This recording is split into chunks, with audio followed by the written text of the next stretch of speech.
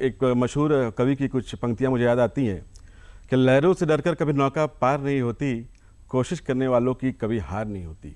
हमारे साथ जो बेहद ही खास मेहमान हैं, जो बहुमुखी प्रतिभा के धनी हैं, जो लेखक भी हैं, अभिनेता भी हैं और निर्देशक भी हैं। सर नमस्कार, जोहार। जोहार जोहार। आपका स्वागत है हमारे शो में। मुझे इस बात की खुशी है कि तुम हमारे संस्था के जूनियर हो और मेरे लिए भी सौभाग्य है कि तुम हमारा साक्षात्कार लेने आए हो। सर मैं मतलब बड़ा बुनियादी सवाल ये करूँगा कि वो समय था, कब आपके मन में मतलब ये ख्याल आया कि मुझे कलाकार ही बनना है? कब ये ख्याल आया, ये बड़ा अद्भुत बात है।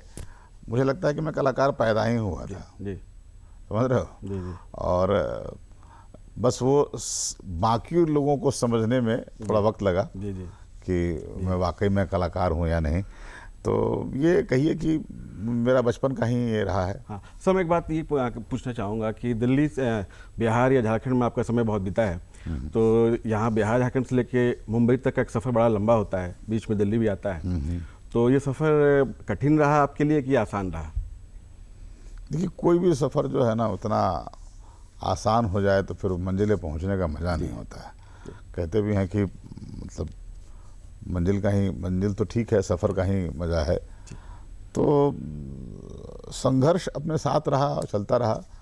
और बिहार में पैदा हुआ हूँ और झारखंड हमारी मौसी है। जी जी। तो मेरे मामा लोग यहाँ रहते थे, तो मेरा आना जाना रामगढ़, हजारीबाग सब रहा है। और रांची में भी कई बार आया हूँ।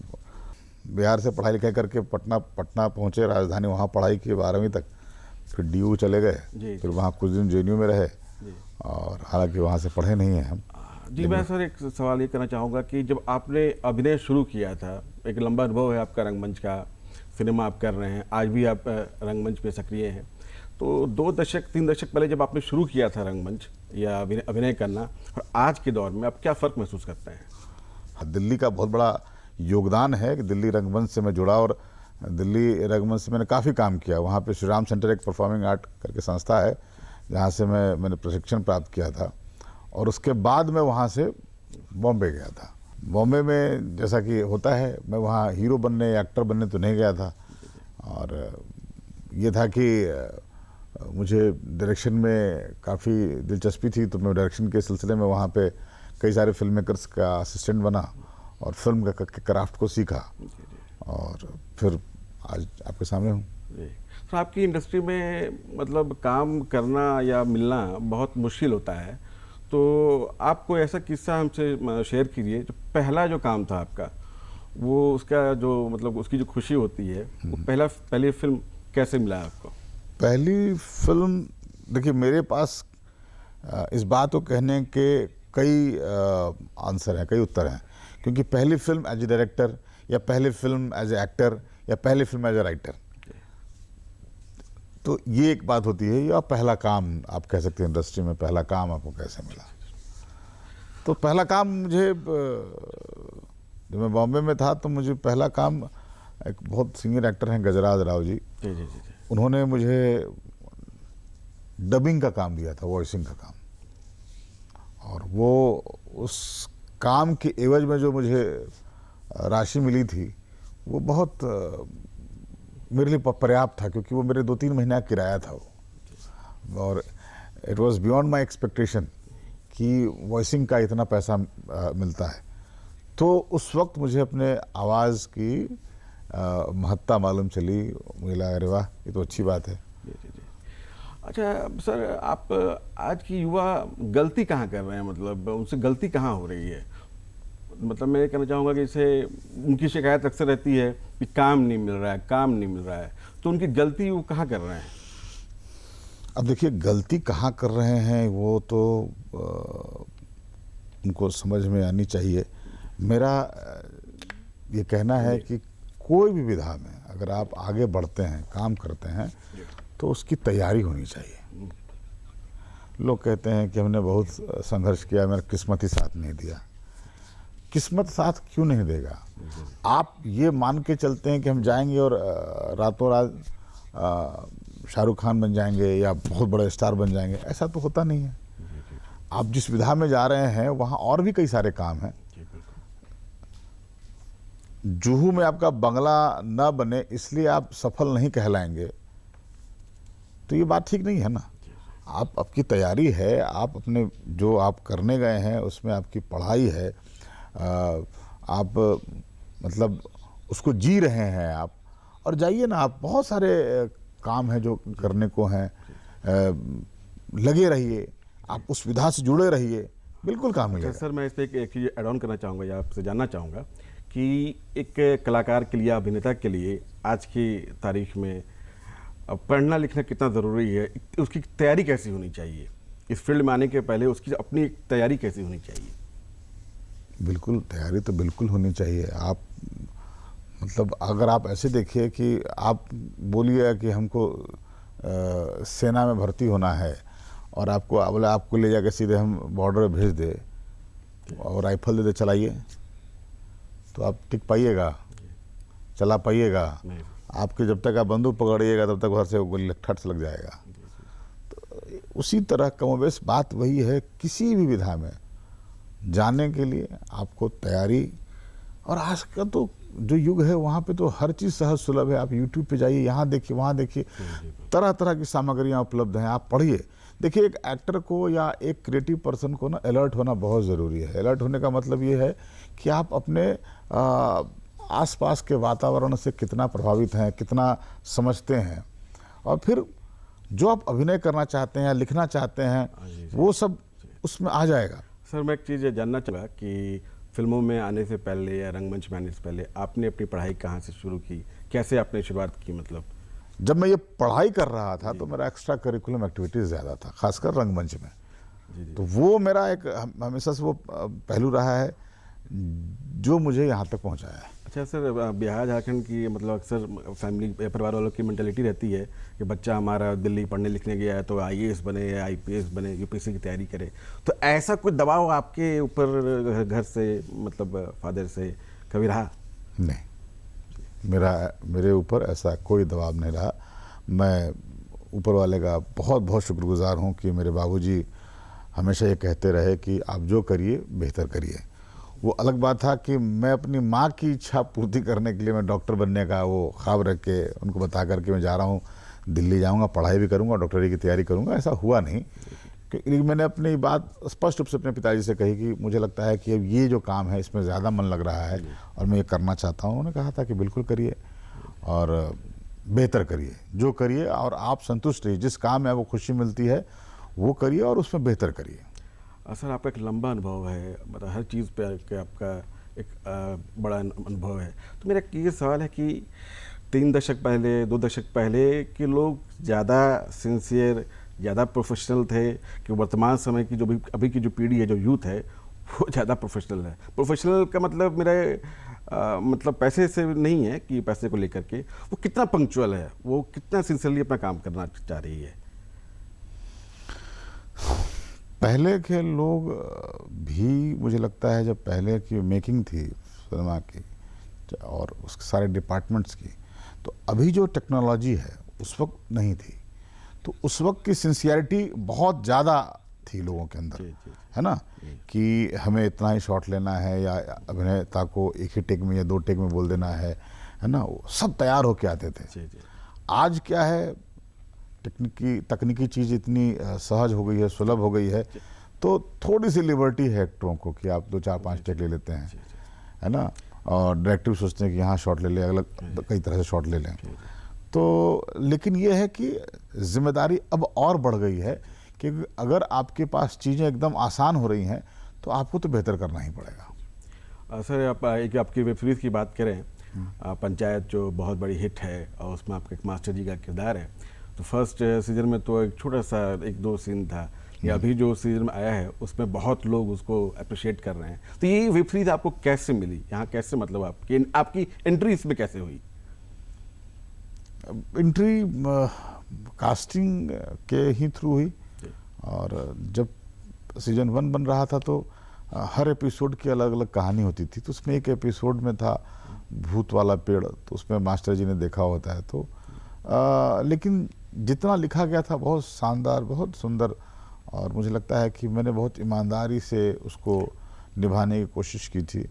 और लोगों को ने पसंद किया। पहले सीजन में बहुत पसंद हुआ और काफ़ी, चूँकि वो कोरोना काल था इसलिए जो अभी की पॉपुलैरिटी है और उस वक्त की पॉपुलैरिटी में थोड़ा अंतर है। जी जी जी लेकिन वो सीजन 1 बना तो ही तो आज हम सीजन 4 तक का सफ़र तय करके आए हैं। जी जी जी तो सीजन 2 सीजन 3 में नहीं था क्योंकि मैं किसी और कार्य में व्यस्त था। मैं यही रांची में कुछ शूटिंग कर रहा था उन दिनों। जी जी जी और सीजन 4 में मुझे वापस घर वापसी का मौका मिला। मैंने सहर्ष स्वीकार लिया और मुझे लगता है कि इस बार भी मैंने ईमानदारी से कोशिश की है निभाने की। अच्छा sir, as a film maker मतलब आप इस पे मैं मतलब मैं क्या दर्शक भी हमारे जानना चाहेंगे कि पहले जो फिल्में थी वो सिर्फ सिनेमाघरों तक सीमित थी, तो OTT के आ जाने से चीज़ें कितनी बदली हैं, आप इसके बारे में आपकी क्या सोच है, आप अपनी क्या राय रखते हैं इसके बारे में? अब तो हम OTT से भी एक कदम आगे आ गए हैं, उसका नाम है वर्टिकल सीरीज। जी जी अब मोबाइल जो हम ऐसे करके देखते थे और मोबाइल पर फिल्म ऐसे देखते थे उसको भी ईज कर दिया है कि नहीं आप ऐसे ही में देखिए आप सीरीज। तो देखिए प्लेटफॉर्म के अधिक हो जाने से हम कलाकारों का या हम क्रिएटिव पर्सन्स लोग जितने लोग हैं उनके लिए अवसर बढ़ गए हैं। और अब ये देख लीजिए कि आप किसी प्लेटफॉर्म के भी मोहताज नहीं हो गए हैं। सिनेमा हॉल था, टेलीविज़न था, अब OTT हो गया, अब यूट्यूब है, अब इंस्टाग्राम है, अब फेसबुक है। आप अगर आपके अंदर टैलेंट है और आप कुछ करना चाहते हैं तो अपना वीडियो बना के यहाँ पे अपलोड करिए, जी जी जी यहाँ से ही पैसे आते सही हैं, बात है ना।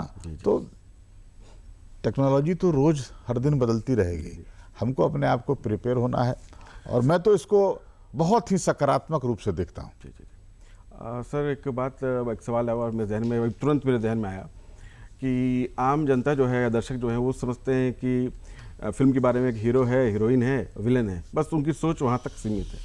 मतलब एज अ चरित्र अभिनेता जिसको हम कैरेक्टर आर्टिस्ट कहते हैं, तो वहाँ आपको अपने आप को स्थापित करने में किन दिक्कतों और मुश्किलों का सामना करना पड़ा? नहीं, मुझे तो दिक्कतें और मुश्किलों का सामना इसलिए नहीं करना पड़ा क्योंकि ये चयन करने वाले सोचेंगे कि मुझे ले रहे हैं, किस रोल में क्या ले रहे हैं। और मैं चूँकि सिनेमा के हर विधा में हर विधा की थोड़ी बहुत समझ रखता हूँ, तो मेरे लिए बहुत आसान होता है बहुत सारी चीज़ें समझना कि मुझे क्या करना है, क्या नहीं करना है। और हीरो हीरोइन और विलन से चीज़ें अब ऊपर बढ़ गई हैं। जी जी पहले एक आदमी होता था जो विलन होता था, अब के कथानक में परिस्थितियाँ भी विलन होती हैं। तो अब कहानियाँ छोटे शहरों से आ रही हैं, मेकर्स छोटे शहर से आ रहे हैं। तो छोटे शहर से जो लोग आ रहे हैं, जो छोटे शहरों से जो कहानियाँ आ रही हैं, उसमें पात्र बड़े जीवंत हैं, आप रिलेट कर सकते हैं, है ना। ऐसे सैकड़ों उदाहरण हैं कि जिसमें आपको लगता है कि यार ये तो हमारे घर की बात है ना। पहले वो दौर था, एक दिवा स्वप्न दिखाया जाता था कि हीरो है जो एक गरीब घर से आ रहा है, फिर हीरोइन है जो किसी अमीर घर की है, फिर हीरोइन का भाई जो है हीरो की बहन के साथ कुछ गलत कर देता है, हीरो फिर बदला लेता है, फिर वो हीरो। तब तो ये कहानी ना, मतलब ऐसी कहानी यहाँ बैठे बैठे 25 सुना सकता हूँ मैं आपको नए तरीके से। लेकिन चूंकि अब कहानियाँ सिर्फ वहीं की नहीं रह गई, अब कहानियाँ रांची से जा रही हैं, कहानियाँ मतलब आप समझ लीजिए कानपुर से निकल रही हैं, कहानियाँ बरेली से निकल रही हैं।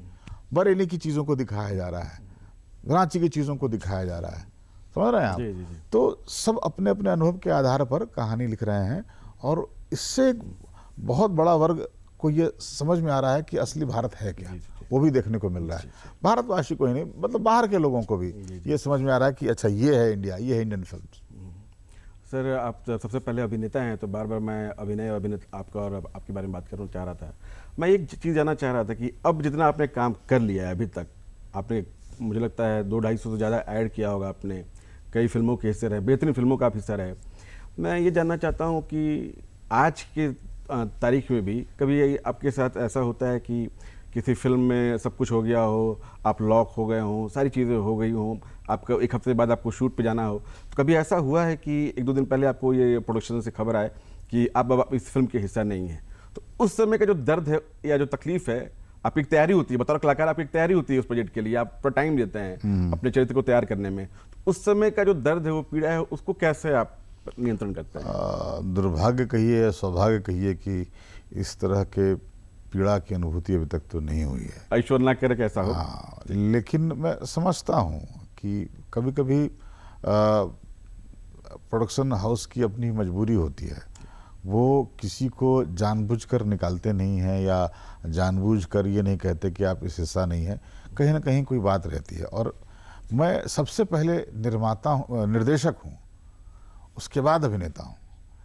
आपने मुझे अभिनय करने से पहले मैंने बहुत सारे ऐड डायरेक्ट करता था, कॉर्पोरेट फिल्म डायरेक्ट करने वाला व्यक्ति हूँ, तो पहले मैं, लेकिन मैंने हमेशा रंगमंच को साथ रखा है, हमेशा थिएटर से जुड़ा रहा हूँ और मैं अपने अभिनय की भूख को रंगमंच पे मिटाता था। वो कहिए कि कालांतर में मैं पर्दे के मतलब कैमरे के सामने भी आने लगा। तो मैंने अपने जीवन की शुरुआत ही एज ए कैमरामैन की थी, उसके बाद मैंने एडिटिंग सीखी थी। तो मैं ना, इसलिए मैं बोल रहा हूँ, उसके ये तैयारी करके मैं गया था बॉम्बे दिल्ली से, समझ रहे हैं। तो मैंने बहुत सारे एज ए DOP भी मैंने काम किया है। असल यदि मैं गलत नहीं हूँ तो आपने एक फिल्म का शूट यहाँ पे किया था। आपकी ये दूसरी फिल्म के लिए आप यहाँ आए हैं, जिसका कल आपने अनाउंसमेंट किया। जी जी। तो आप, ऐसी क्या बात है जो रांची और झारखंड आपको बार बार अपनी ओर खींचती है? कहा ना कि झारखंड हमारी मौसी है यार। जी जी। पता नहीं, और माँ से ज़्यादा मौसी का घर प्यारा लगता है। जी जी जी। क्योंकि माँ तो हो सकता है एक थप्पड़ मार भी दे, जी जी मौसी नहीं मारेगी। जी जी जी जी। और मौसी आपको बहुत खुश रखेगी। तो मेरा झारखंड से वही प्यार है राजेश। और मैंने पिछली सीरीज जो बनाई थी वो इस साल अभी रिलीज़ के कगार पे है। और ये वाली जो फिल्म है, ये तो मैं इसलिए बना रहा हूँ क्योंकि मैं इंडिया को इंटरनेशनली रिप्रेजेंट करना चाह रहा हूँ। बाहर ना ये नहीं तय होता है कि ये कौन सा जगह है या ये कौन से लोग हैं या कौन सा हीरो है। उनको कहानी समझ में आनी चाहिए, उनके कहानी में जो पात्र हैं वो समझ में आते हैं। तो इसलिए ये झारखंड, और कहानी ही झारखंड की है, इसलिए हम इसको वापस यहाँ शूट करने का प्लान कर रहे हैं। तो सर एक और सवाल है कि जैसे अपने युवा कलाकारों के लिए जो मतलब छोटे शहरों से आते हैं या जो मुंबई तक नहीं पहुंच पा रहे हैं, उनके लिए क्या संदेश होगा आपका बतौर कलाकार? बताओ भाई, अपनी तैयारी करिए, पढ़ाई करिए। पढ़ाई से मेरा ये भी मतलब हो सकता है बहुत पारंपरिक शिक्षा ना प्राप्त करें, लेकिन चूंकि आप पढ़े लिखे व्यक्ति हैं, अगर आपको पढ़ना लिखना आता है तो आप जिस कार्य के लिए जा रहे हैं उसको पढ़िए, कम से कम वो तो पढ़ना चाहिए आपको। आप कलाकार हैं, आप साहित्य पढ़िए, आप अखबार पढ़िए, आप रोज़मर्रा की ज़िंदगी में जिस तरह के लोग मिलते हैं उसको अनुभव करने की कोशिश करिए, तो ही आप अच्छे अभिनेता कहलाएंगे। तो ये सब ज़रूरी है। अगर इसके अलावा किसी भी प्रशिक्षण संस्थान जो संबंधित विधा से कोई है, वहाँ जाकर आप लीजिए, लेकिन तय करिए कि वहाँ से पढ़ने के बाद उस शिक्षण संस्था का मानक क्या है, वो कैसा है। ऐसे तो आज के डेट में हर गली मोहल्ले में एक्टिंग स्कूल खुल गए हैं, फिल्म मेकिंग स्कूल खुल गए हैं, लेकिन ये तय आपको करना पड़ेगा क्या वो कहाँ सीखना है, क्या सीखना है। तो मतलब यदि इन शॉर्ट एक कहें या आपकी बात को हम अपने दर्शकों तक पहुंचाएं तो एजुकेशन बहुत ज़रूरी है, तैयारी बहुत ज़रूरी है, फिल्म की एजुकेशन बहुत ज़रूरी है इस इंडस्ट्री में, इस उद्योग में आने के पहले। आप TVF का नाम सुने होंगे। जी जी। TVF के सारे लोग कोई फिल्म इंस्टीट्यूट से नहीं आए, वैसे सारे इंजीनियर लोग हैं। जी जी। लेकिन जब वो आए होंगे तो उनकी अपनी तैयारी होगी। बिल्कुल बिल्कुल। तो मैं दोनों बात कह रहा हूँ, क्योंकि अब बहुत सारे कोर्सेज हैं, बहुत सारी संस्थान जो हैं अच्छी संस्थान हैं। अब FTI पुणे है, SRFTI कोलकाता है, उड़ीसा में है, केरला में है, उड़ीसा में अभी बताया आपको। तो आप तय करिए किन संस्थान से आप पढ़ना चाहते हैं, क्या पढ़ना चाहते हैं, लेकिन तैयारी बहुत ज़रूरी है। और सबसे बड़ी बात, अपने पे भरोसा करना बहुत ज़रूरी है। हमेशा पॉजिटिव रहिए। अच्छा जी जी जी। सर एक सवाल ये है कि हमारा जो बिहार झारखंड जो परिवेश है, जो माहौल है, फैमिली का प्रेशर बहुत होता है। वो कहते हैं कि आप ऐसा कुछ कोर्स करो जो कोर्स करते तुरंत नौकरी मिल जाए। तो और जो अपना क्रिएटिव जो आप जिस पे जुड़े हुए हैं, तो यहाँ बच्चे जो आते हैं तो बहुत ज़्यादा जो है परिवार से प्रोत्साहन नहीं मिलता है। तो वहाँ कैसे बच्चे अपने पेरेंट्स को कन्विंस कर सकते हैं? ये देखिए, ये तो बहुत पारंपरिक समझ है किसी भी परिवार के। जी जी। क्योंकि एक परिवार में एक मुखिया होता है जो नौकरी करता है, ये जो भी उद्यम करता है उससे परिवार चलता है। उस परिवार में उसकी संतति जब आती है, चाहे बेटी हो या बेटा, बेटा को खासकर जी जी और जिम्मेदारी निभानी पड़ती है कि यह जल्दी वही काम करना शुरू करे। तो ये एक सिलेवार ढंग से ना एक बना हुआ है, एक परंपरा बनी पड़ी है। हाँ, उसी में ये समझ पैदा करनी है कि doctor, engineer, UPSC, bank, PO के अलावा भी एक दुनिया है जहाँ पे बहुत सारे रोजगार के अवसर हैं। सकारात्मक सोच के साथ बिल्कुल अगर आप उस फील्ड में जाएंगे, और फिर से वही बोल रहा हूँ कि अगर आपको सरवाइव करना है ना तो आप कर लीजिएगा। फिर वो ये नहीं होता है कि किस्मत साथ नहीं दिया, आप करिए ना। आप अब तो कितनी, मैंने कहा ना, कितनी चीज़ सुलभ हो गई हैं, है ना। और प्लस वहाँ भी आप बाकी डिपार्टमेंट्स में आप ज्वाइन कर लीजिए, वहाँ समझिए, समझ के कम से कम अगर आपको समझ में आ जाएगा कि इससे भी 2 पैसे आ रहे हैं तो और आप क्या नया कर सकते हैं। मतलब जो कंठस्थ कर ले या जो ये तय कर ले कि हमको इसमें सरवाइव करना है या मेहनत करके आगे बढ़ना है, तो ये बहुत मुश्किल भी नहीं है। नहीं है। जी जी जी। तो हमें तो ये समझ में आ ही जाता है कि हम कर क्या रहे हैं। अच्छा सर, आने वाले समय में आप अभी झारखंड में हैं, हमारी इस बिरसा मुंडा की धरती पे हैं, तो आने वाले समय में आप क्या संभावनाएं यहाँ देखते हैं फिल्म उद्योग को लेकर या फिल्म को? नहीं, मैं तो बहुत ही आशान्वित हूँ, और मुझे जिस तरीके से झारखंड में फिल्म की नीति है या फिल्म को सब्सिडी देने का प्रावधान है, वो यहाँ पे बहुत सारे फिल्म मेकरों को प्रोत्साहित करेगी कि अच्छी फिल्में बनाएं, अच्छी फिल्में बनाएं। वो बहुत ज़्यादा ज़रूरी है, ताकि जो सब्सिडी देने वाले हैं या फिर जो नीति आयोग, नीति में बैठे हुए लोग हैं, उनको भी लगेगा कि यार ये फिल्म इंटरेस्टिंग है, इसको तो सपोर्ट करना ही चाहिए। तो संभावना है, इतना प्राकृतिक नैसर्गिक सुंदरता इस धरती पे है, यहाँ पे हर कोने में चले जाइए, हर चीज़ उपलब्ध है यहाँ पे। सर, आप तो एक बॉलीवुड और बड़ी मतलब उद्योग का हिस्सा हैं।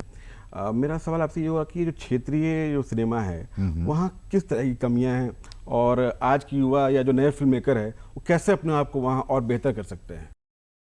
जब कंटेंट बहुत स्ट्रांग हो जाता है ना, तो टेक्निकल चीज़ अगर मान लीजिए अगर थोड़ी कमतर भी हो, तो लोग बेसिकली सिनेमा में लोग क्या देखते हैं?